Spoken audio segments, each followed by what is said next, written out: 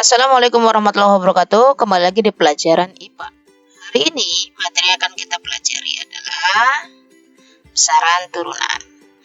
Besaran turunan yang akan kita pelajari diantaranya ada luas, volume, konsentrasi larutan, laju pertumbuhan, dan skala.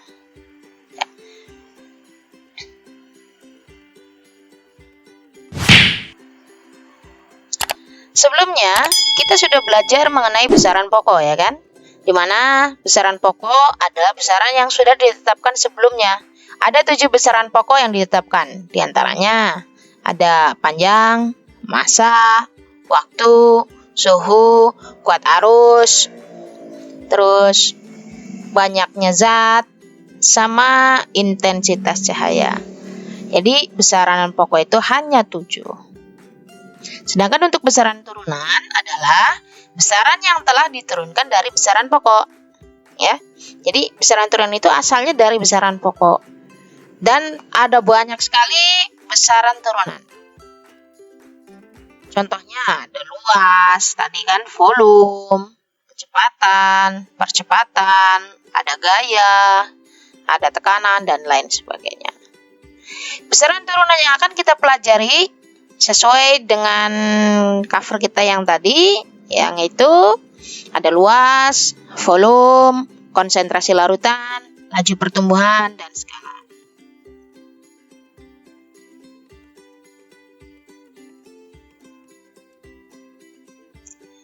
Sekarang yang pertama adalah luas dan volume. Seperti biasa ya, kalau misalkan luas itu rumus itu panjang kali lebar. Ini seperti di rumusnya ya, L sama dengan P kali L. Terus untuk volume itu ada panjang kali lebar kali tinggi. Ini rumus volumenya ya. Nah, kenapa sih Kak rumusnya kok cuma itu? Perasaan kalau luas yang lain kan beda. Ya, dalam hal lain di sini untuk mencari luas dan volume kita harus mengetahui apa bentuk dari benda yang akan kita ukur. Jadi tidak semerta-merta luas itu panjang kali lebar. Contohnya kayak kubus kan sisi kali sisi gitu kan. Sebenarnya tetap awalnya dari sini. Awalnya dari luas yang ini. Volume juga kalau misalkan volume apa? Misalkan volume kubus yang seharusnya sisi kali sisi atau sisi pangkat 3 ya tetap awalnya adalah dari volume ini, dari panjang kali lebar kali tinggi. Nanti akan kalian pelajari lebih lanjut mungkin di SMA ya. Itu ada penurunan rumusnya. Kenapa rumusnya bisa seperti itu? Selanjutnya di sini ada konsentrasi larutan. Ya, tadi ada gambarnya kan, konsentrasi larutan. Konsentrasi larutan itu adalah banyaknya massa zat terlarut, ya, massa zat terlarut dibagi dengan volume pelarut. Zat terlarut itu apa? Zat terlarut itu adalah zat yang larut di dalam air. Sedangkan pelarut itu adalah ya air, gitu kan. Kita taunya air, sebenarnya masih banyak pelarut yang lain. Oke. Masih ingat kan massa itu apa, volume itu apa, gitu ya. Nah, jadi contoh soalnya, Adit membuat larutan gula dengan mencampur 5 gram gula ke dalam 250 ml air. Tentukan konsentrasi larutan gula tersebut. Oke, yang dicari adalah konsentrasi larutan. Rumusnya sudah ada di sini ya. Nah, yang pertama akan kita lakukan itu kita harus tahu dulu nih. Ini yang 5 gram itu apa? Terus yang 250 ml itu apa? Jadi jangan asal dimasukkan gitu ya. Jadi yang 5 gram ini adalah massa. Sedangkan 250 ml itu adalah volume. Oke ya. Cara menjawabnya seperti biasa. Konsentrasi larutan sama dengan massa zat terlarutnya tadi 5 gram taruh di atas. Terus yang 250 adalah volume larutan.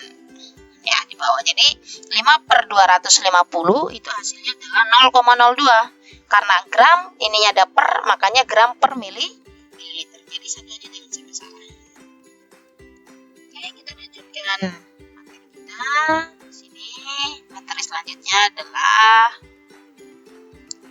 laju pertumbuhan. Ya, di sini ada laju pertumbuhan.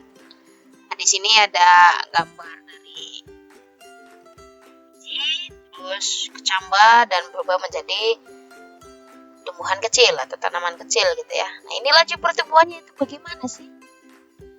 Kita harus tahu nih lajunya seperti apa. Laju pertumbuhan itu adalah tinggi akhir dikurang dengan tinggi awal dibagi dengan selang waktu. Jadi tinggi akhir dikurang tinggi awal dibagi dengan selang waktu. Untuk lebih jelasnya kita langsung ke contoh. Ya, di sini tinggi tanaman kacang hijau di minggu pertama itu 2 cm, sedangkan pertumbuhannya di minggu kedua adalah 4 cm. Berarti dari minggu pertama ke minggu kedua itu selang waktunya berapa minggu? 1 minggu ya. Terus pertambahannya dari 2 ke 4 itu berapa? Nah, nanti ketemu. Jadi 2 ke 4. Yang 2 ini adalah apa nih? Tinggi awal atau tinggi mula-mula. Sedangkan yang 4 cm adalah tinggi akhir. Berapakah laju pertumbuhan tanaman kacang hijau tersebut? Nah, ini jawabannya. Laju pertumbuhannya adalah tinggi akhirnya 4 dikurang dengan 2 tinggi awal dibagi dengan selang waktunya 1 minggu. Jadi laju pertumbuhannya adalah 2 cm per minggu. Di sini ada interpretasi grafiknya. Kita harus tahu ya. Di sini yang warna ungu atau pink ini adalah laju pertumbuhan di tempat yang gelap, sedangkan yang biru ini di tempat yang terang. Kenapa ini bisa terjadi? Kok di tempat gelap itu pertumbuhannya sangat cepat, sedangkan di tempat yang terang itu pertumbuhannya itu lebih lambat. Kita akan mengetahui ini kenapanya di materi lain. Ya, di lain kesempatan kita akan bahas. Untuk sekarang kita hanya mengetahui saja bahwa laju pertumbuhan di tempat yang gelap itu lebih tinggi. Materi selanjutnya adalah skala. Jadi skala itu adalah jarak pada peta dibagi dengan jarak sebenarnya. Perbandingan jarak peta dan jarak sebenarnya. Ini S ini skala ya.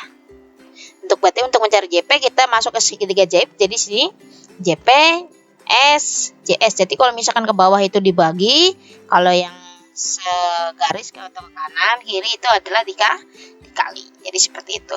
Ini contohnya di bawah ini ada. Ya. Kalau misalkan di sini ada skalanya 1:5 juta. Itu maksudnya apa? Artinya gini, 1 cm pada peta mewakili 5 juta cm pada jarak yang sebenarnya. Makanya di sini 1 cm di peta sama dengan 50 km di permukaan bumi, karena 5 juta cm sama dengan 50 km. Nah, di sini kalau misalkan 1 ya 50.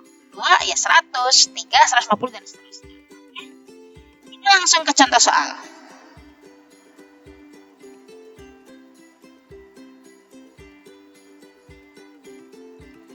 Berapakah panjang dan lebar sebenarnya dari daerah yang memiliki skala 1:100 berikut? Ya, skalanya 1:100. Nah, ini denahnya nih. Di sini ada luas, panjangnya 20, terus lebarnya adalah 15. Yang pertama yang diketahui panjang pada petanya 20 cm, lebarnya 15 dan skala 1:100. Yang ditanyakan panjang sebenarnya dan lebar sebenarnya. Di sini ya, panjang dan lebar sebenarnya.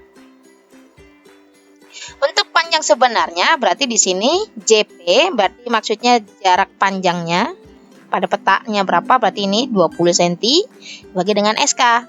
SK-nya 1:100 itu sama dengan 1/100, sama itu hasilnya ya. Jadi karena pernya di bawah jadi kita naik jadi kali. Ya, 20 dikali 100 sama dengan 2000 cm atau 20 meter. Sedangkan untuk lebarnya adalah sebenarnya tinggal ganti saja. Jadi hasilnya adalah 15 meter. Jadi kalau misalkan kita mencari luas ya, luas sebenarnya ya tinggal kali saja.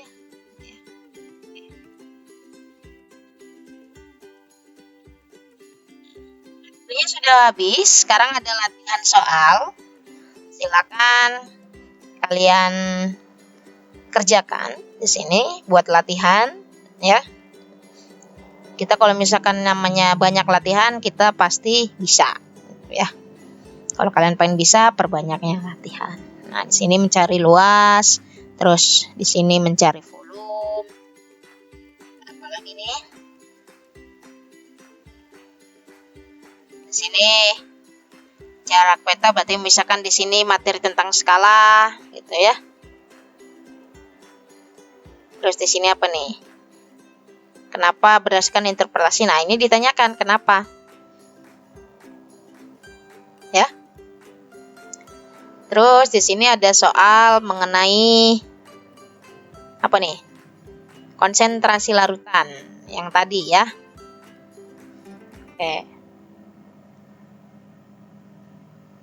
Oke, nyampe sini saja pertemuan kita. Terima kasih, giatlah belajar dan semangat. Oke, kita harus semangat dalam belajar. Wassalamualaikum warahmatullahi wabarakatuh.